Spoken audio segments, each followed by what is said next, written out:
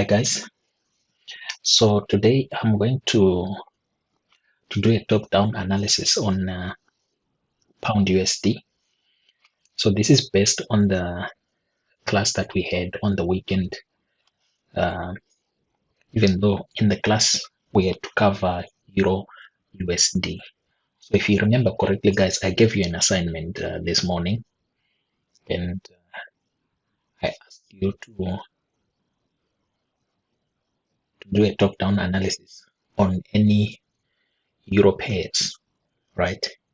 Based on what we are seeing from the way open interest is increasing at a time when euro is trending to the downside. So the same thing applies on pound, right? If we go to the COT report on our pound futures, we have seen an increase in open interest since the week of August the 9th. We have seen open interest increasing from 224,000 all the way to 262,000 in a space of 4 weeks. Now, with that said, that is very crucial in understanding where price is likely heading to, right? Now, going back to our open interest and smart money footprints class, if you look at point number 2, the way you use open interest in trending markets and markets that are in a volatile condition. If you look at point number 2, it states that if prices are in a downtrend and open interest is rising, this is a what? A bearish sign, right? Prices are already in a downtrend on most pound pairs, right? What this means is that weak longs are being stopped out. There are people trying to buy the low. Those people are being stopped out. And new buyers are also taking their place. You see, there are people out there thinking that maybe we've reached the floor on, say, pound USD or pound CAD or pound AUD. Yet, in actual fact, the signs that we are getting from the increase in open interest, the strength in dollar, the signs are that we are still going to see further moves to the downside. So, as the market continues to fall, shorts get stronger and those taking longs get weak. Put it another way, as long as open interest is increasing in a major downtrend, right, which is what we have right now, there is major trends in almost most pairs, right? Most pairs are trending. So as long as open interest is increasing, it will have the necessary sponsorship from smart money for it to continue in the intended direction. So now when we go back to our COT report, we can see right now that 2 weeks ago, open interest quadrupled, right? Quadrupled by almost 8.8%. Now remember what we spoke about. You really need to take note, especially when open interest jumps by almost more than 7%. That definitely means prices are going to be moving to the downside. So I'm going to go on to the weekly chart, and you can see the week of the 20th. That's when we had a very huge drop, right? So now, with that said, we've got a very strong dollar. There's no denying that. So we are bound to see lower prices on pound USD. I've already marked some of the levels so that I don't have to waste much of your time. In terms of the draw on liquidity, now we are already bearish on pound USD. Everyone knows that. So in terms of our draw on liquidity, we're looking for price to reach out for the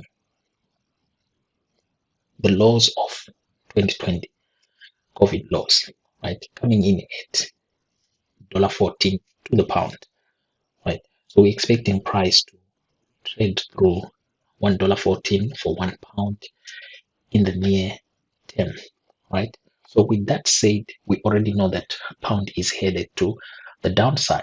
So in terms of our top-down analysis, in terms of our institutional order flow analysis, we are going to be focusing mainly on premium areas where we look to enter for our short positions and discount areas where we look to exit our short positions. So I've already marked out $14 and I've also marked $16, which is relatively the lows of last month and which is July. So I've already marked out that's my range of opportunities. Now going to the weekly, you see the range of opportunities is in between the $16 and $14 price points. What do I mean by range of opportunity? This is an area of price action where when you go to a lower time frame, say on H1 or H4, right, our entry time frames, you are likely to have points of interest in the form of, say, bearish order blocks in the case of pound USD, fair value gaps to the upside that need to be filled and price find resistance, liquidity for old highs, old lows, where you expect bearish breakers. Those are all the things that you have to be anticipating and looking out for in that range of opportunities. Can we see pound USD rallying to $17? I don't really think so, but yes, you can never say never. But at this moment in time, that imbalance between $16 and $17,200 might be there for a while. The same way we see the imbalance that was left between the month of, just get this right, the week of August 21 and the first week of August. You can see we've got a huge imbalance there that hasn't been filled. Here, the imbalance has been filled. This candle has reached out for this. There is a fill up there. And then we've got the current month high, current week's high, and the previous week's lows. So we could really see price find a bit of strength there, but we are definitely need to go and see something very, very concrete for that strength to come back in pound USD. It can happen, but once that happens, then you should be anticipating a further drop to the downside. As it is right now, there is a potential of more than 100 pips on offer for us to reach $14. Now remember, this is not a position where you're just going to enter and expect price to rally through to or decline to $14. No, it's going to be most probably a short term or even a swing position which you're going to hold for like maybe a couple of days or even 2 weeks before you actually see price reaching out for $14. So I've already marked out the levels on the weekly chart and also on the daily chart. Now on the daily chart, this is where you do your 60-day look back period. As you can see, I already have my 60-day look back periods marked. So this is the 20-day, this is the 40-day, and this is the 60-day look back. Now look at this drop here. This is the drop from August, the drop from August the 26th. That drop was facilitated by this huge increase in open interest.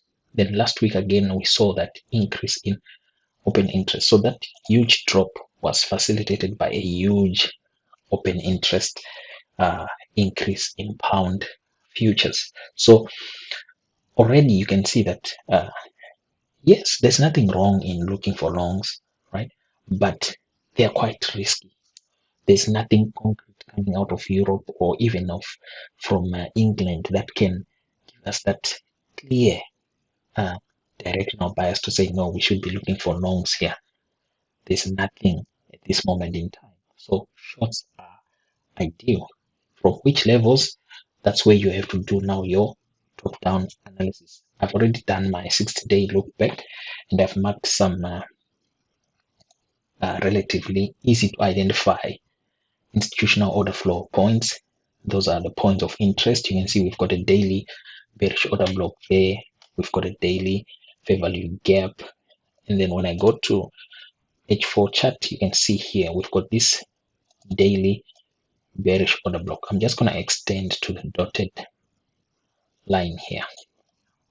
Right now, this dotted line, guys, is just a guideline for my price action, so that I know my range of opportunities. As you can see, it's stretching up to the 12th, and the 12th is only coming in. That's next Monday. So next Monday, I mean. So that's my weekly range line. So I expect things to happen inside this price action. So I'm gonna mark out also this daily.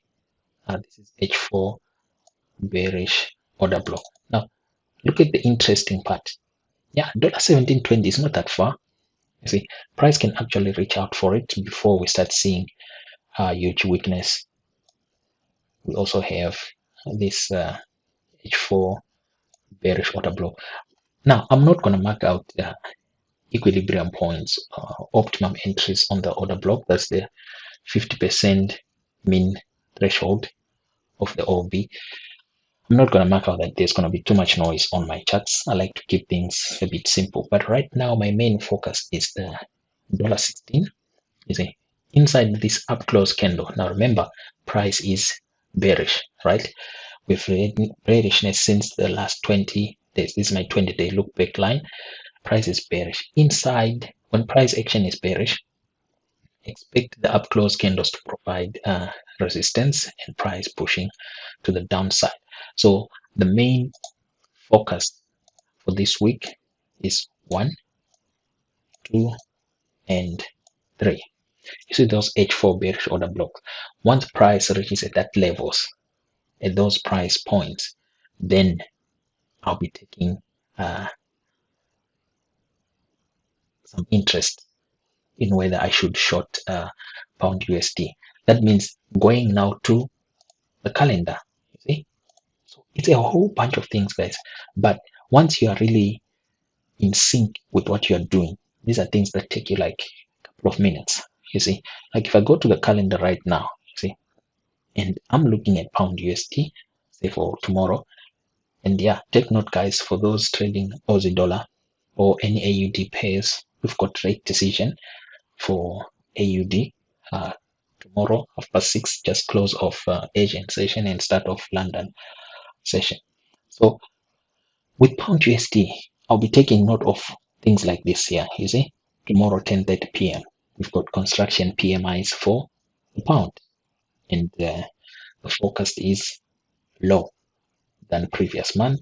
So I'll be looking at what number comes out, and if price is at my point of interest right now, which is 1, 2, or 3, then I have to participate in the market. So what I'll be looking out for is what is a negative number, say on those PMIs, whilst price is here on my bearish order block. You see, that's how you have to look at it. It's not just a case of saying you open a chart 11 p.m. or 11 a.m. or 1 p.m. or whichever time that you open the chart, then you look at the charts and, oh no, price is going to the downside. No, that's not the way to approach it. You must have concrete reasoning before you place your trade. So that's like for Tuesday, we've got those construction PMIs, and we also have non-manufacturing PMIs for the dollar. See, these are all fundamentals that are going to affect pound USD one way or the other.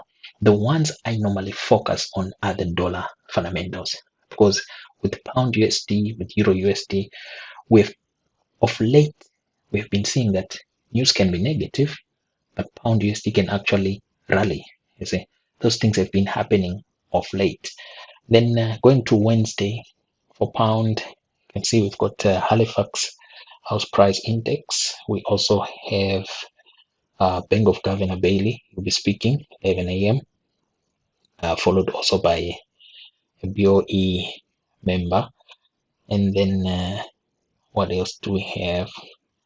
Then we've got short-term energy lookout from the United States all the way to Thursday. There's going to be fundamentals that affect pound, initial jobless claims. We've got Chairman Powell. He's going to be speaking. We also have crude oil inventories. And then lastly, on Friday, what do we have on Friday? Friday is relatively a quiet day in terms of pound USD. Only later on during the day. Now, these ones that come later on during the day, especially on a Friday, guys, these normally instigate the weekly reversal for most pairs. So yeah, that's what I wanted to share with you guys in regards to open interest, which is what we covered in class this this past weekend. So yeah, for those that didn't attend the class, so this is a brief. It's not brief that much. This is like what we really covered, but we only did that using Euro USD. Here I've done it using Pound USD. So for more, if I want to be more precise, this is where I'll go to the hourly chart. And once price reaches here, can you see how price reacted inside the H4 bearish order block here? We had an imbalance here. Look how price rallied through. I think this is NFP. I think this is NFP that rallied into this. Yes, Friday the 2nd. Yeah, this is NFP. NFP was Friday the 2nd. Yeah, let me go to a lower time frame so that you guys can see clearly what I'm talking. You see there, this is NFP. NFP rallied into the H4 bearish order block. Imagine how many people were trapped to go upside. NFP came out positive for the dollar, so there was no reason to see further upside moves to on pound USD. So with that number NFP coming out, you'd have gone long inside this candle with a big wick here, knowing for sure that there's no way pound should keep rallying to the upside. Look what happened later on. Boom, market crashed close to almost 80 or more pips. So that's what I'll be anticipating once price reaches this this price point. Let's say we rally to these levels here, which is highly likely. You see, why am I saying highly likely? Look what we have here. See this imbalance here, this huge imbalance in the market. You'll be looking for market to rebalance that. What can rebalance this here? Positive construction PMIs. You see, that's how you have to look at it. Positive construction PMIs tomorrow. I think. Let's see what time. What time is it? I know I did highlight them already. Positive PMIs.